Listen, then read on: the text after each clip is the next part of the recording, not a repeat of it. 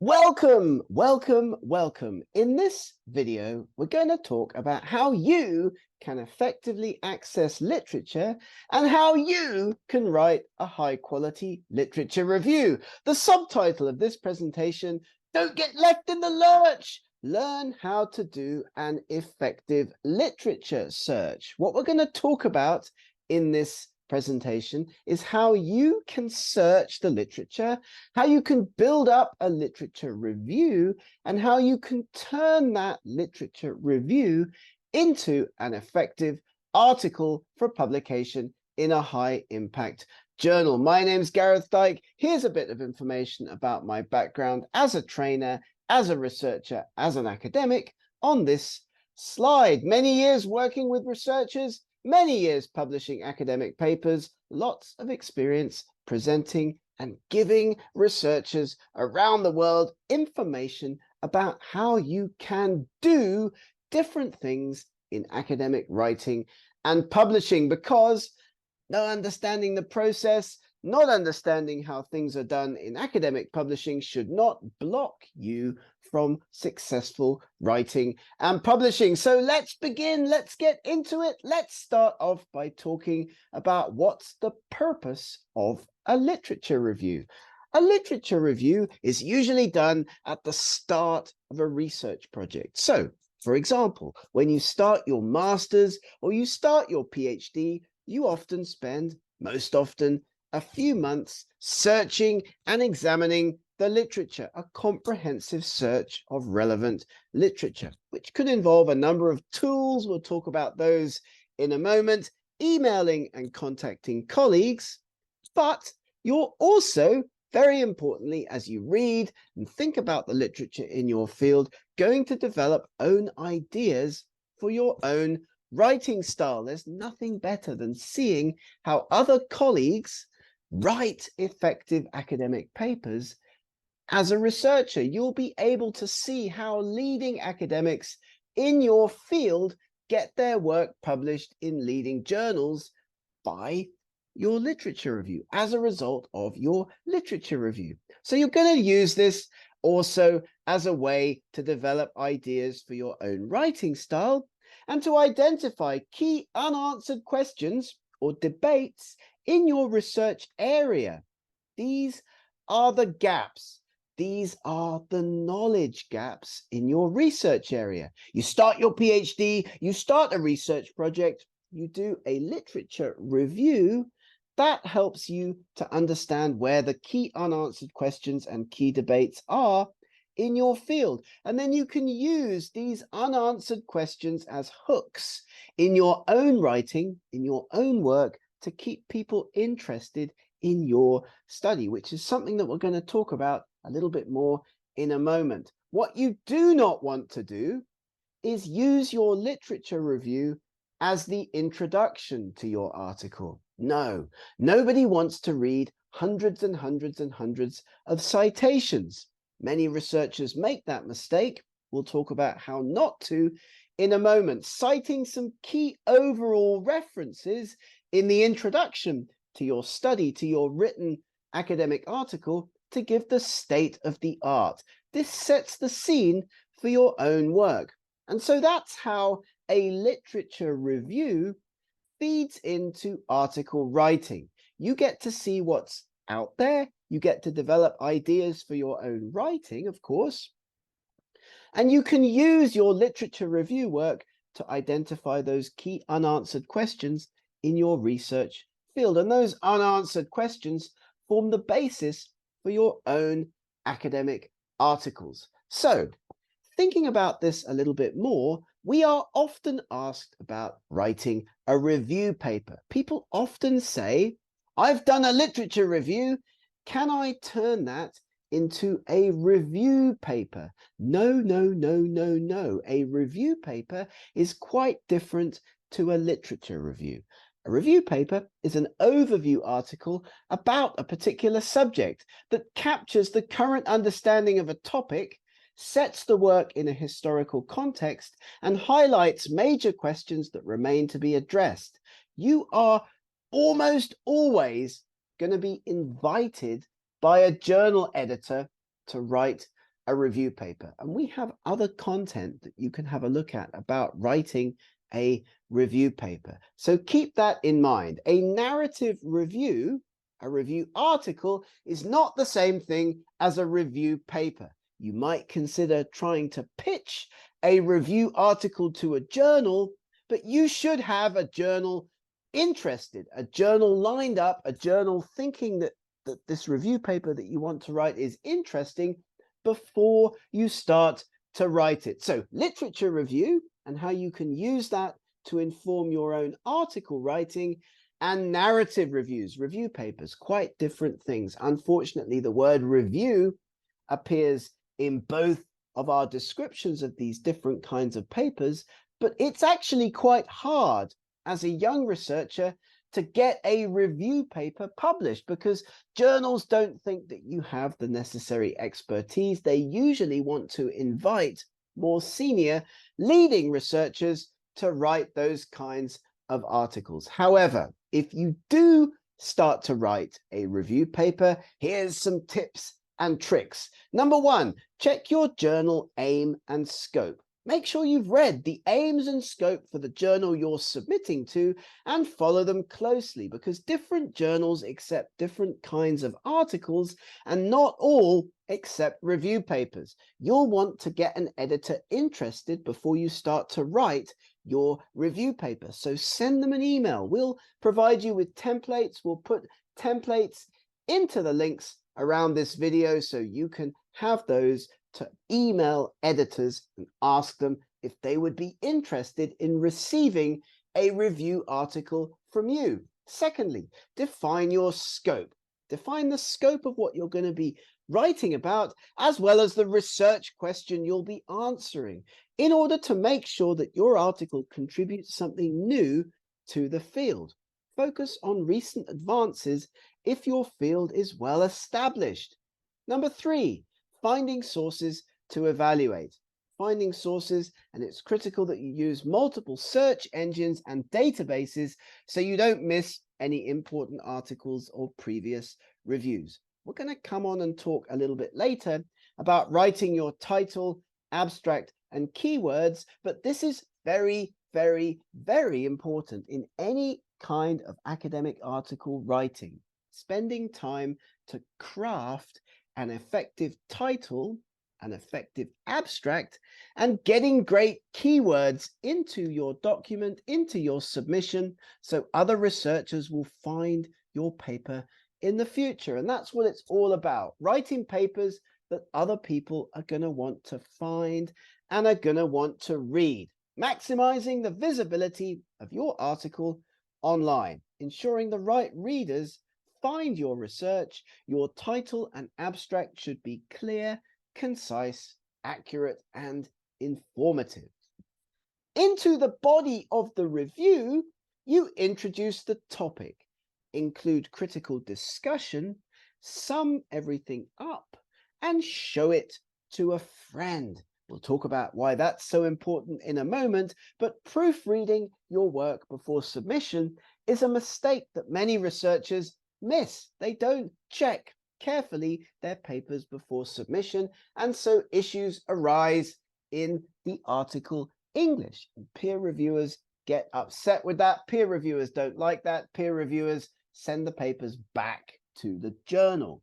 So introducing your topic, start with an overview, give context, explain why the review is necessary, gathering research to inform your introduction, making it broad enough to reach out to a large audience of non-specialists, and don't make your introduction too long.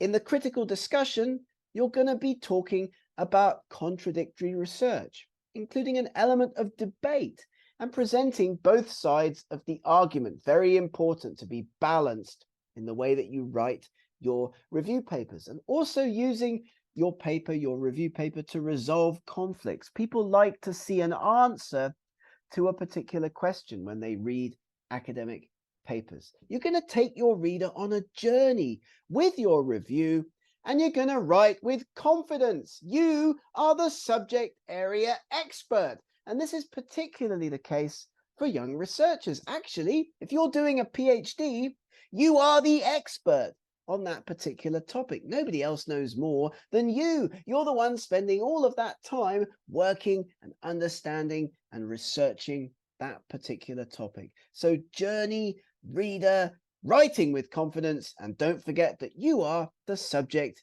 area expert. So let's dive in a bit more detailed and think about how we're going to do this. Checking your journal's aims and scope.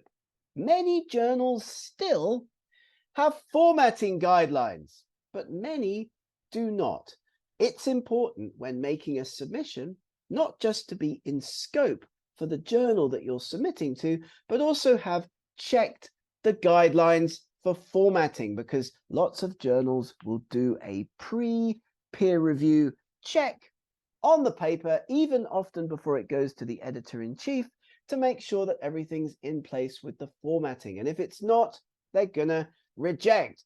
But many journals do not require any specific formatting for submission. They just ask you to keep a standard, consistent style throughout the text, keeping the font, the spacing, and the references consistent. Elsevier call this your paper, your way, very kind of John Travolta, but everything should be made as simple as possible. And that's a quote attributed there to Albert Einstein. They just want you to submit papers in any format you like, so long as it's consistent. And that's great, because we do know that one of the major issues that researchers face is with article formatting and then reformatting should the paper need to go to another journal. So do check that before you begin. Many journals do not require any specific formatting. Your paper, your way. You can submit in any format. Figures have to be good though. We have other presentations on that. Manuscripts must contain essential elements needed to evaluate the manuscript. References can be in any style or any format as long as they're consistent.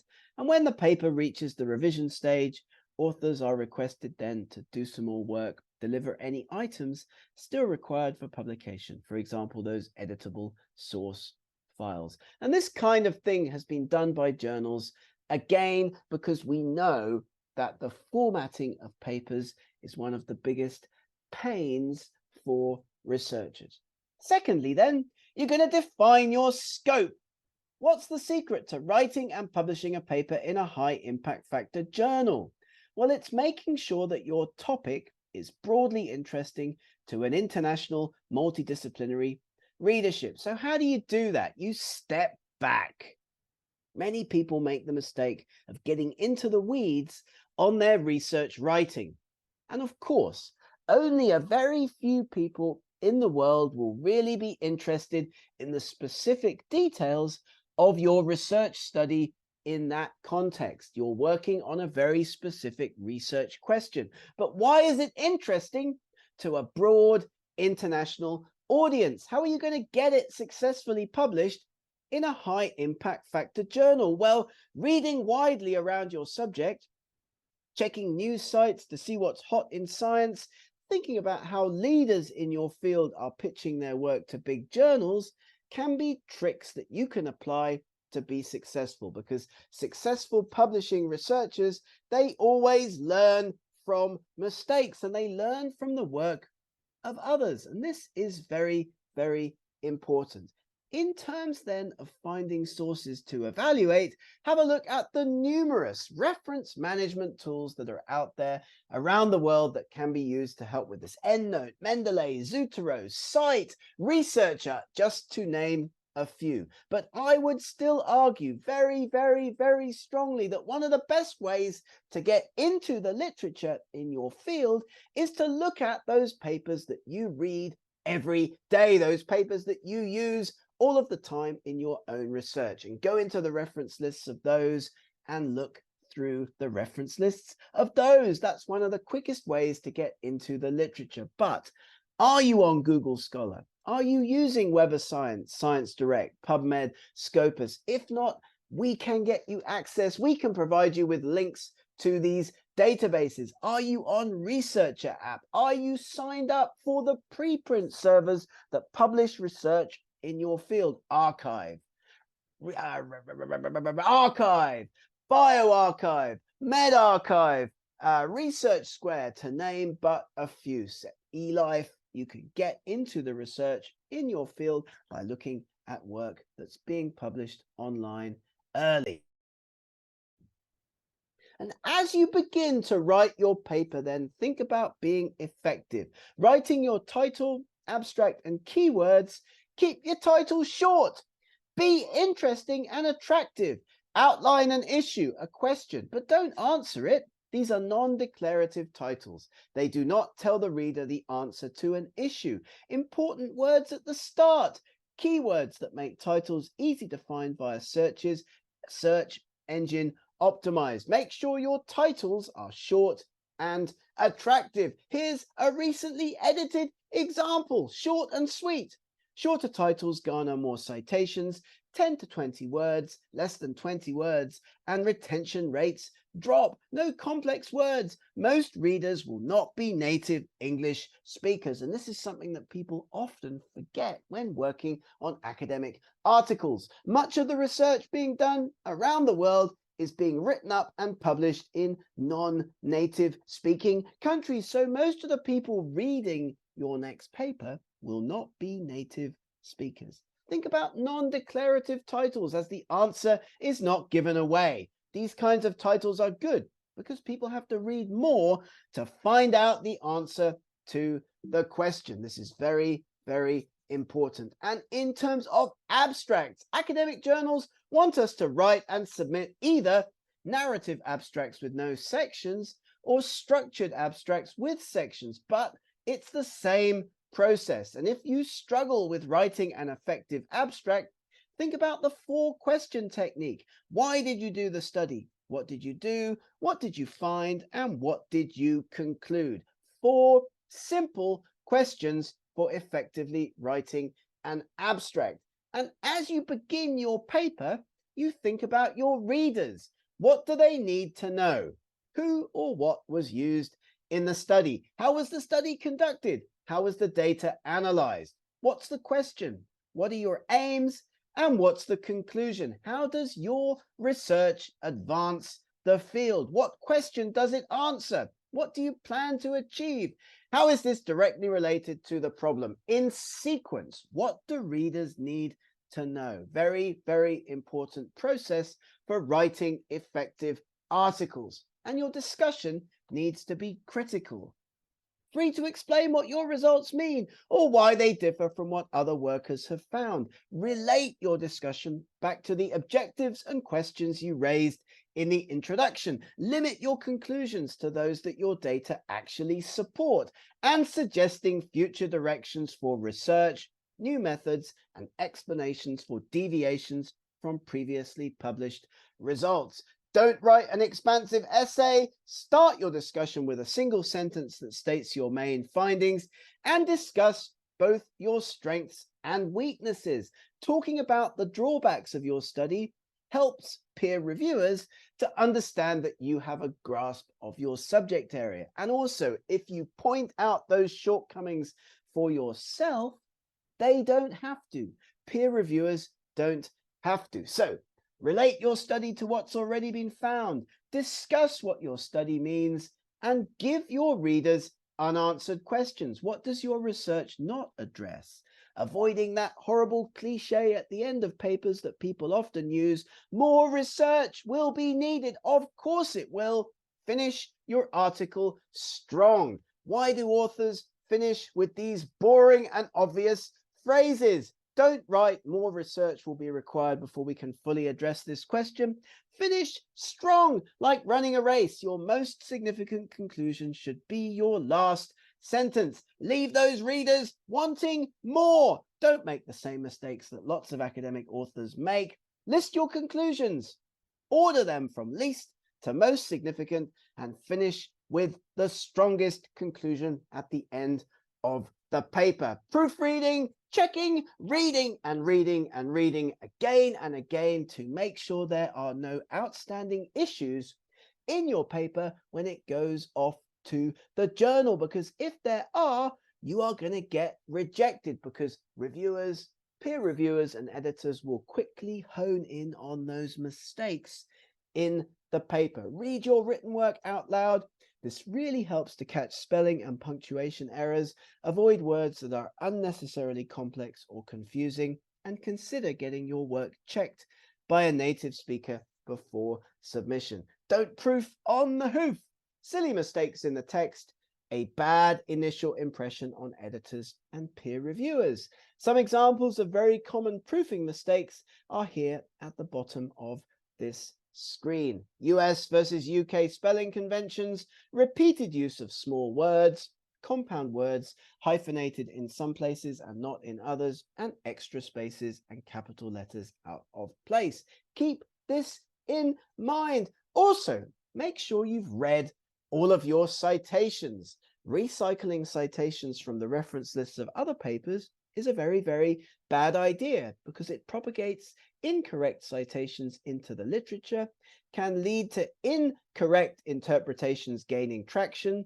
For example, when researchers cite older papers for saying something that in fact they did not say. And that happens all the time, especially from one language to another. If you don't speak, let's say, German, and you read a paper that cites a German language piece of literature in your field in a certain way, it's very tempting to just repeat that citation in your own work. We are here to provide a roadmap for writing and publishing